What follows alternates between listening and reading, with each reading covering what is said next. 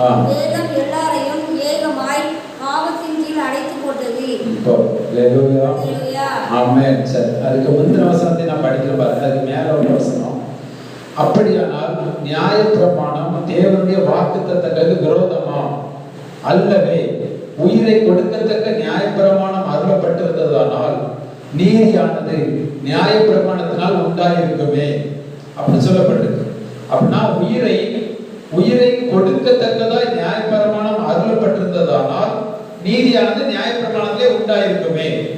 அப்போ நீதி நியாயப்பிரமாணத்தினால் உண்டானது அல்ல அப்படிதான் சொல்லிட்டேன்னா, அது உயிரை கொடுக்குதா அதுதான் நியாயப்பிரமாணத்திலே எல்லாமே நடந்திருக்கும். இயேசு வர வேண்டிய அவசியமே இல்லாமல் இருந்திருக்கும். அப்படி அதனால அதை படிச்சு சொல்லிட்டு தான் 22ல சொல்றார், அப்படி இராதபடியா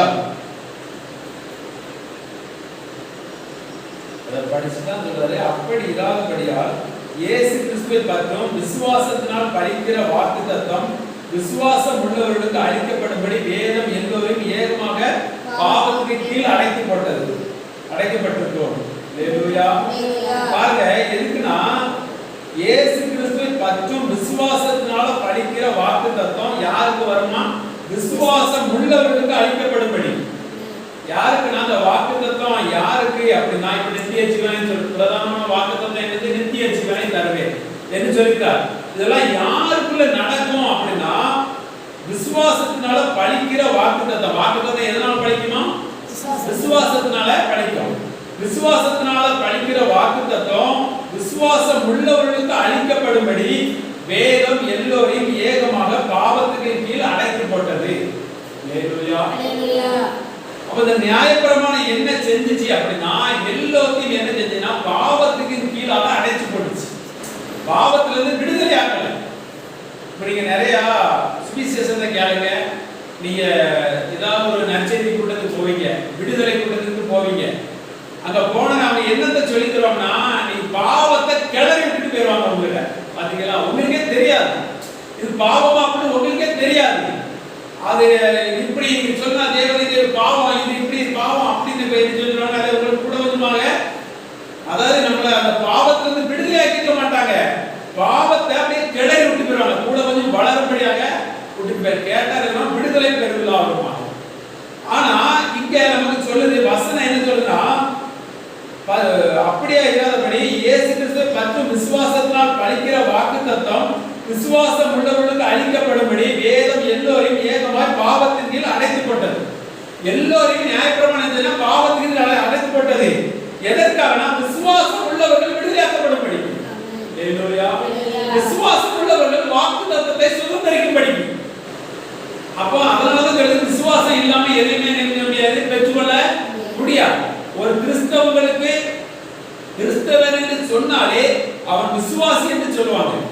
விசுவாசினாலே விசுவாசிக்கிறவன். என்னத்தை விசுவாசிக்கிறவன்? காணாத இயேசு கிறிஸ்துவை விசுவாசிக்கிறான். எனக்காக பாவத்தை சுமந்தார் என்று விசுவாசிக்கிறான். எனக்காக தரித்திரத்தை சுமந்தார் என்று விசுவாசிக்கிறான். நோய்களை சுமந்தார் என்று விசுவாசிக்கிறான்.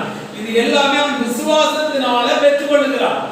இதை விசுவாசத்தினால பெற்றுக்கொள்ளும்படி தான் எல்லாத்தையும் என்ன செஞ்ச பாவத்துகளாக அடைத்து போட்டது நியாயப்பிரமாணம். நியாயப்பிரமாணம் என்ன செஞ்சுச்சுன்னா, இப்போ நியாயப்பிரமாணம் இல்லைன்னா பாவம் இல்லைன்னு சொல்லப்படுது. நியாயப்பிரமாணம் இல்லைன்னா யாருக்குமே பாவம் என்னன்னு தெரியாது. இப்போ இவங்க ஆபிரகாம் அவங்கெல்லாம் இருக்காங்க, அவங்கெல்லாம் சட்டத்தை கொடுக்கல. என்னைக்கு ஆண்டவர் இஸ்ரவேல் ஜனங்களை எகிப்திலிருந்து கொண்டு வந்து வனாந்தரத்துல வச்சு நியாயப்பிரமாணத்தை கொடுத்தாரோ அதுக்கு பிறகுதான் பாவத்தினால செத்தவர் நிறைய பேர், தேவனால் அடிக்கப்பட்டவர்கள் நிறைய பேர். எதனால? சொல்லப்பட்டாச்சு. அங்க என்ன அவங்களுக்கு சொல்லப்பட்ட மீறினா என்னது? பாவம். சட்டத்திட்டங்களே உங்களுக்கு சொல்லப்பட்டாச்சு. அந்த சட்டத்திட்ட மீறினா என்னது? பாவம். அந்த பாவத்துக்கு ஏற்ற சம்பளம் என்னது? உண்டு.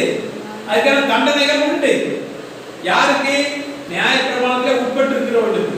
இன்னைக்கும் கிறிஸ்தவன் என்று சொல்லியும் நியாயப்பிரமாணத்தில் உட்பட்டு இருக்கிறவங்களுக்கு அவர்களுக்கு என்ன?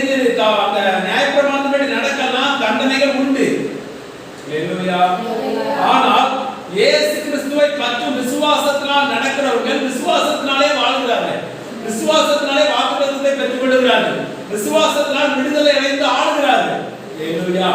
எல்லாமே இயேசு கிறிஸ்துவை பற்றும் விசுவாசத்தினால் அவர்களுக்கு அந்த உரிமை கொடுத்திருக்கிறார். கொடுத்திருக்கிறார், தேவன் கொடுத்திருக்கிறார்.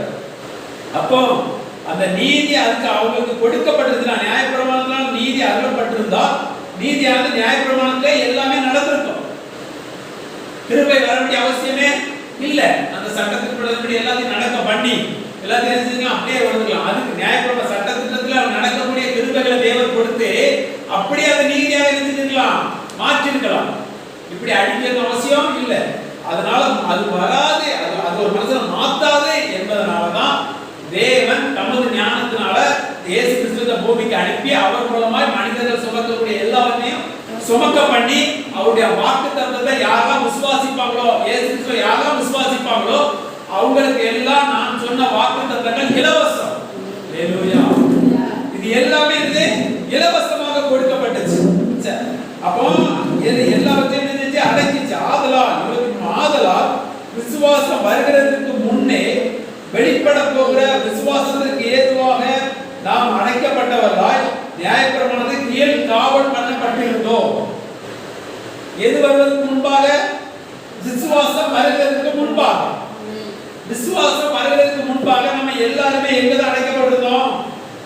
விசுவாசத்துக்கு ஏதுவாக நாம் அடைக்கப்பட்டவர்களாய் நியாயப்பிரமாணத்தின் கீழ் காவல் பண்ணப்பட்டிருந்தோம். ஹல்லேலூயா. இன்னைக்கு விசுவாசிக்காதவர்கள் நியாயப்பிரமாணத்தின் சட்டத்திற்கு உட்பட்டவர்களாக இருப்பாங்க. இப்ப நியாயப்பிரமாணத்தின் சட்டத்துக்கு உட்பட்டவர்களாக இருங்கன்னு உங்களை ஒருவர் சொல்லுகிறாங்கன்னா நீங்க தைரியமா நம்பலாம், இவங்க விசுவாசிகள் இல்ல. ஹல்லேலூயா. விசுவாசிகள் இல்ல. விசுவாசம் வருகிறதுக்கு முன்னே வெளிப்பட போகிற விசுவாசத்துக்கு ஏதுவாக நாம் அடைக்கப்பட்டவர்களாய் நியாயப்பிரமாணத்தின் கீழ் காவல் பண்ணப்பட்டவர்கள். எப்போ? விசுவாசம் வருகிறதுக்கு முன்னால. ஹல்லேலூயா. இப்போ நீங்க இப்ப இஸ்ரவேல் ஜனங்களை சொல்லலாம், அவங்க நியாயப்பிரமாணத்துக்கு உட்பட்டு இருக்காங்க, அப்படிதானே? அவங்க நியாயப்பிரமாணத்துக்கு உங்களை பார்த்து எப்படி சொல்லுவாரு? தேவன் உங்களை பார்த்து எப்படி சொல்லுவாரு? நீங்க இயேசு கிறிஸ்துவை அறிவதற்கு முன்பாக நீங்க எதுக்கு கீழாக உட்பட்டு இருந்தீங்க?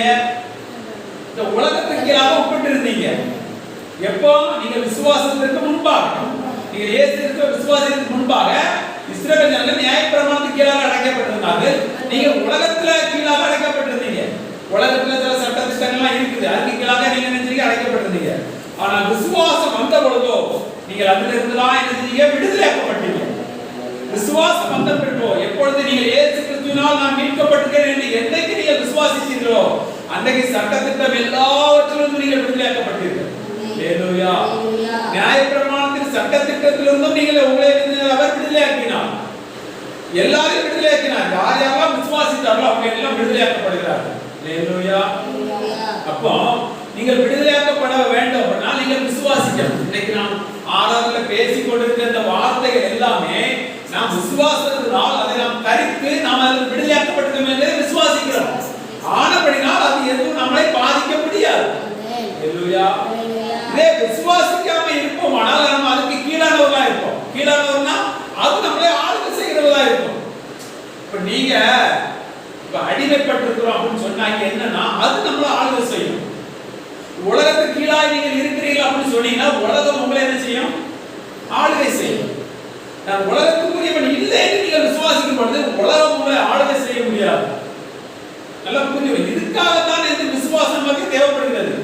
நீங்கள் அதற்கு கீழாக இருக்கிறீர்கள் என்று விசுவாசித்தால் நீங்கள் அதற்கு அடிமையாக இருப்பீர்கள். சட்டத்திற்கு உட்பட்டவர்களாக நீங்கள் இருப்பீர்களானால் நீங்கள் அதற்கு அடிமையாக இருப்பீர்கள். மீறினால் என்னது? குற்றம். ஹல்லேலூயா. இவ்விதமாக நாம் விசுவாசத்தினாலே நீதிமான்களாக்கப்படுவதற்கு நியாயப்பிரமாணம் நம்மை கிறிஸ்துவினிடத்திலே வழி நடத்துகிற உபாதியாக இருந்தது. நியாயப்பிரமாணம் நமக்கு எதுக்காக இருந்துச்சா? நம்மள விசுவாசத்தினால் நாம் நீதிமான்களாக்கப்படுவதற்காக நியாயப்பிரமாணம் நம்மை கிறிஸ்துவினிடத்திலே வழி நடத்துகிற உபாதியாக இருந்தது அப்படின்னு சொல்லப்படும். அப்போ நம்ம நியாயப்பிரமாணத்துல இருக்கிறவங்க நீதிமான்களாக்கப்பட முடியாது. அதை விசுவாசி அவங்க என்னன்னா அடிமைப்பட்டிருக்காங்க. பாவத்துல இருக்கிறோம் என்பதை உணர்வு இருக்கும். இப்ப நீங்க கிறிஸ்தவர்கள பாவ உணர்வு இருக்கு தெரியுமா? அப்படிப்பட்டவங்க இன்னும் எதுக்குள்ளதான் இருக்கிறாங்க? நியாயப்பிரமாணத்துக்குள்ளதான் இருக்கிறாங்க. நான் பாவி பாவின்னு சொல்றாங்க பாருங்க, அவங்க அப்படிப்பட்டவங்க எங்கதான் இருக்கிறாங்க? நியாயப்பிரமாணத்துக்கு உட்பட்டவங்களா இருக்கிறாங்க. அப்படி நியாயப்பிரமாணத்துக்கு உட்பட்டு இருக்கிறபடினால அவங்களுக்குள்ள என்ன செய்யுது? விடுதலையாக வேண்டும் என்று துடிச்சு கொண்டிருக்கிறது. ஏன்னா நியாயப்பிரமாணத்துக்கு உட்பட்டுருக்காங்க. அதற்கு இயேசு கிறிஸ்து வழியா இருக்கிறார். இந்த பாவத்துக்கு விடுதலையாகனா இயேசு கிறிஸ்து. அதை நீங்க விசுவாசிக்கும் பொழுது இதுல இருந்து நாம் விடுதலையாக்கப்பட்டு அங்க போகிறோம். ஹalleluya. சில பேர் இயேசு கிறிஸ்துவை விசுவாசிக்கிறார்கள், ஆனால் இதுலயும் உட்பட்டு இருக்கிறாங்க. நியாயப்பிரமாணத்துக்கும் உட்பட்டு இருக்கிறாங்க. நியாயப்பிரமாணத்துக்கு நீதினாலதான் நான் நீதிமானாக்கப்படுவேன் அப்படின்னு நினைக்கிறபடினால அவங்க விசுவாசத்தினால நீதிமானாக்கப்பட முடியாது.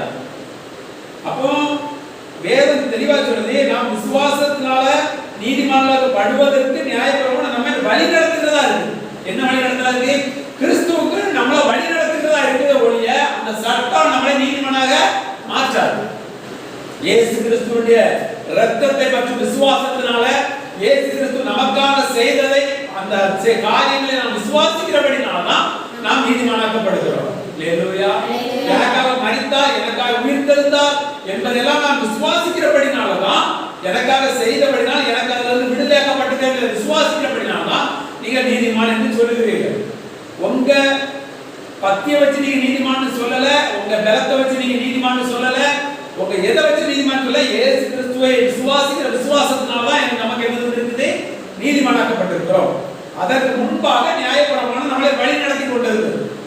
நீதிமானாக இல்ல, சட்டத்தின்படி நம்மளை நடத்தி கொண்டிருந்தது. ஹalleluya. 25 மணிக்கு